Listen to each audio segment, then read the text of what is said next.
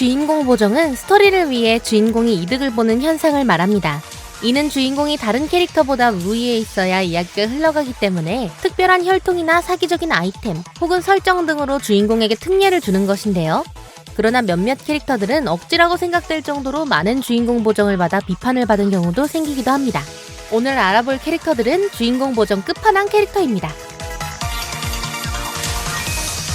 다이몬 마사루는 디지몬 세이버즈의 주인공으로 디지몬 시리즈 내에서 가장 특이한 보정을 받은 캐릭터입니다. 다른 디지몬 시리즈의 주인공은 궁극체 진화에 성공시키거나 디지몬 세계에서 강력한 성기사 집단인 로열 나이츠 소속 중 한 명으로 진화시키는 등 자신의 파트너 디지몬을 동료들에 비해 한 단계 더 높은 경지로 끌어올리지만 마사루는 마음의 힘인 디지소울이 다른 캐릭터들보다 월등히 많다는 보정을 받았는데요. 이게 왜 심한 보정인가 싶겠지만 마사루는 이 보정 덕에 디지몬을 주먹으로 때려 쓰러뜨릴 수 있습니다. 처음에는 이 보정이 그다지 강하지 않아서 두 번째로 약한 단계인 성장기의 야구몬과 싸워 서로 지칠 정도였는데요. 그러나 시간이 지나면 지날수록 보정이 점점 더 강력해져 완전체이자 상당히 큰 덩치를 가진 왕쿠가몬을 쓰러뜨렸고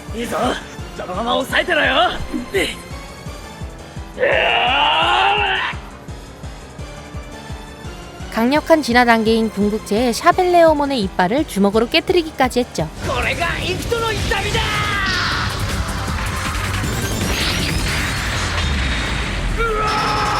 여기서 그치지 않고 디지몬 세계관 최강의 마왕종 디지몬 중 하나이자 포효만으로도 완전체 밑에 디지몬들을 분해시켜버리는 벨페몬을 때려잡은 것은 물론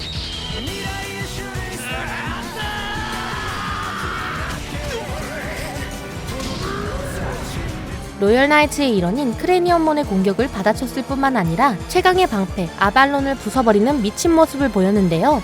나중에는 디지몬 세계의 신인 위그드라실에게 주먹을 날려 그를 깨트리다 못해 쓰러뜨리기까지 했습니다. 심지어 후속작인 디지몬 크로스워즈에서도 드러나는데요. 이때 마사루가 건물보다 수십 배는 큰 베놈 모티스몬에게 주먹을 날려 쓰러뜨리기까지 했죠.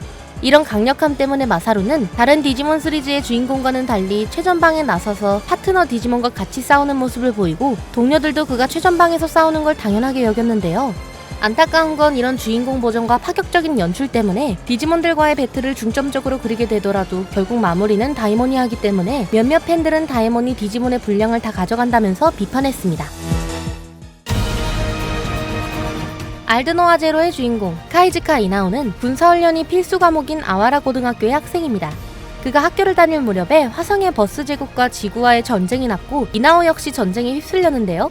이때 그는 상상 이상의 주인공 보정을 받아 말도 안 되는 전개를 보여주기 시작합니다. 이나오는 사실상 교련만 받은 학생 신분임에도 불구하고 엄청난 보정을 받아 전쟁 영웅이 되어갔는데요. 이 모습을 잘 보여주는 것이 바로 화성 측 군대와 싸울 때인데 당시 지구 연합군이 기술력과 전술, 전략적인 부분이 화성인보다 낮아 속수무책으로 당하고 있었습니다.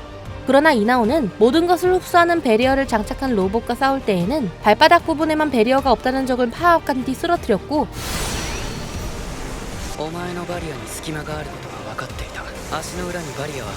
빔샤벨로 무쌍을 찍는 로봇은 수증기 폭발로 완전히 산산조각 냈는데요. 거기에 전투가 일어났을 당시에는 버스 제국에서 통합적인 지휘체계가 갖춰지지 않았다라는 이상한 설정 때문에 빌런들이 혼자서 싸우러 왔을 뿐만 아니라 이나오가 수상한 행동을 하고 있음에도 경계를 하긴커녕 잔재주를 쓴다면서 별다른 대책 없이 똑같은 공격을 했습니다. 이 이후에도 이나오에 대한 주인공 보정은 끝없이 부여돼서 상등병이라는 임시계급임에도 준위부터 대령이 참가하는 작전회의에 참가해서 작전을 냈을 뿐더러 이 작전의 의의를 제기한 사람이 아무도 없는 모습을 보여줬습니다. 심지어 슬레인에 의해 총으로 두부 관통상을 입었음에도 불구하고 왼쪽 눈을 잃은 상태로 오히려 생체 슈퍼컴퓨터를 이식해 더 강해져 돌아왔을 뿐만 아니라 이것 덕분에 이쿨에서는 혼자서 무쌍을 찍었을 뿐더러 우주에서 눈에 정말 잘 띄는 오렌지색 로봇을 타고 있음에도 피탄당한 적이 없기까지 했습니다. 이런 보정들과 이쿨 이후의 이나오의 일방적인 무쌍 때문에 알드노아 제로의 이쿨 평가는 점점 낮아졌는데요. 오죽하면 이쿨에서 가장 평이 좋은 전투가 이나오의 전투가 아니라 그가 관측병력으로만 등장했던 전투라고 합니다. 페이트 스테이 나이트의 주인공 에미야 시로는 대화제로 인해 부모를 잃고 고아가 된 캐릭터입니다. 그는 에미야 키리츠쿠라는 남자에게 구해준 뒤 그의 밑에서 자라 성장하고 고등학교 2학년이 되던 해 소원을 이루기 위해 영웅이었던 서번트를 소환해 전투를 벌이는 성배전쟁에 참여하게 되었는데요. 이때 그는 주인공 보정을 듬뿍 받아 지금까지 자신도 몰랐던 사기급 능력들을 사용하기 시작했습니다. 시로는 원래 일반인이었다가 어느 날 갑자기 마술 능력을 각성한 특이 체질임에도 불구하고 마술계에서 사기적으로 평가받는 고유 결계를 사용할 수 있었는데요. 거기에 키리츠쿠가 자신을 구할 때 시로를 살리기 위해 치유 능력이 있는 검집 아발론을 그의 몸 안에 넣어서 아무리 다쳐도 순식간에 회복하는 미친 치유력을 가지게 되었습니다. 이뿐 아니라 각 루트마다 엄청난 보정을 받아서 적을 쓰러뜨렸죠. 세이버가 히로인인 페이트 루트에서는 서번트 중 한 명인 라이더가 살상 공격을 했다지만 그녀의 공격을 막고 살았고, 투영 마술로 만든 세이버의 검 칼리번으로 12개의 목숨을 가지고 있는 버서커를 7번이나 죽였는데요.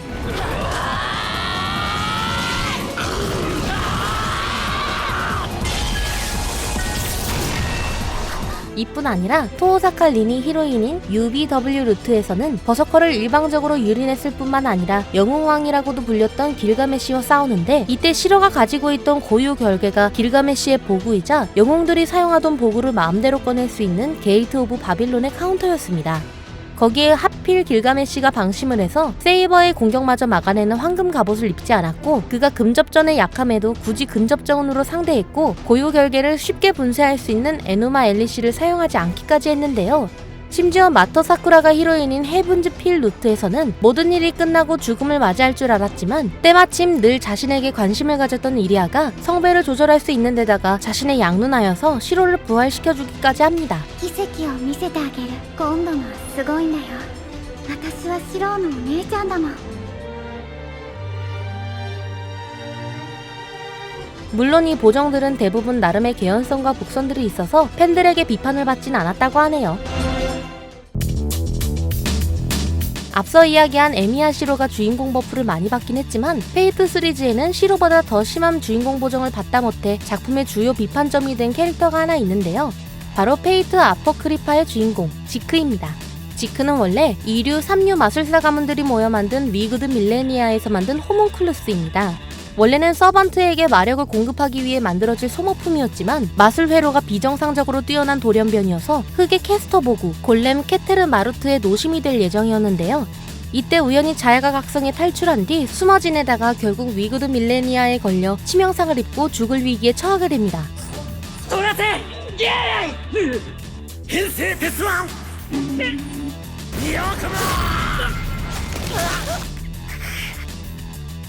그러나 대영웅 중에 한 명인 지크 프리트가 자신의 심장을 뜯어 지크에게 심어서 되살아났는데요.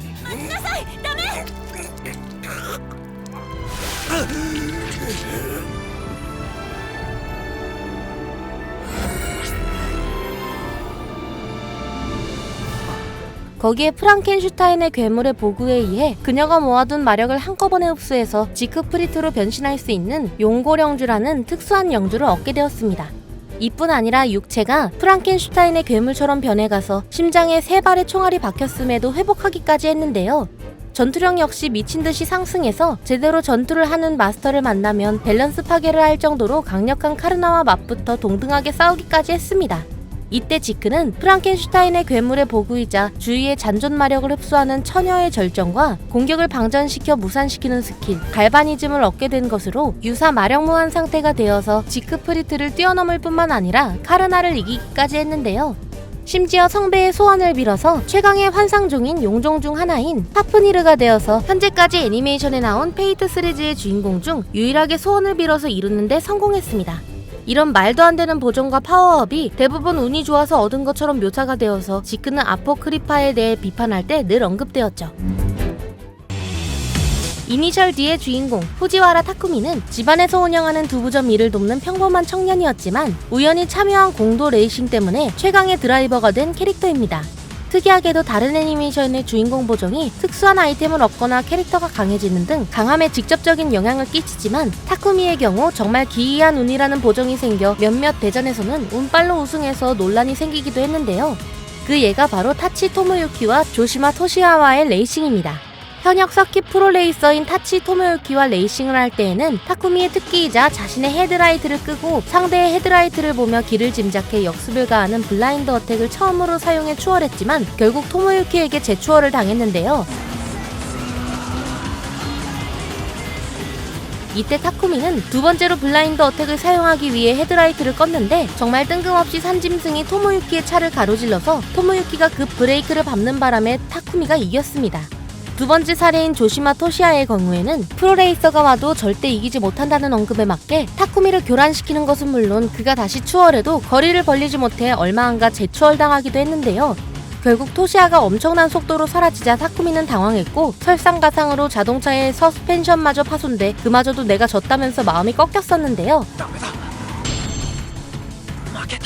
그런데 토시아가 체력이 고갈된 나머지 갑자기 멀미가 와서 차를 급정거시켜 구토를 하는 바람에 타쿠미가 이기는 황당한 일이 벌어졌습니다. 이런 말도 안 되는 주인공 보정 때문에 이니셜 D의 팬들은 이 두 경기는 작품 전개상 승리이지만 실질적으로는 타쿠미가 패배했다고 말하기까지 했죠. 마법과 고교의 열등생 주인공 시바 타치야는 입학시험에서 타고난 마법 재능이 전무하기 때문에 학교에서 열등생으로 분류한 캐릭터입니다. 그는 집안에서조차 마법적인 재능이 없다는 이유로 심한 무시를 받기까지 했는데요. 그러나 실제로는 주인공 보정과 작가의 편애를 심하게 받은 나머지 엄청난 비판을 받은 캐릭터입니다. 타츠야는 분해와 재생 마법 이외에 마법을 행하는 데 필요한 정보체의 변환 능력이 없어서 재능이 없다고 평가받았지만 이 두 가지의 능력만큼은 인간의 영역을 초월했는데요. 이중 분해의 경우 사용하는 것만으로 물체를 흔적도 없이 사라지게 할 수 있을 뿐더러 그 이외에는 아무도 사용할 수 없었고 재생은 원자 단위로 복구시킬 수 있는 것은 물론 이론상 불사가 가능한 수준의 실력을 가지고 있었습니다.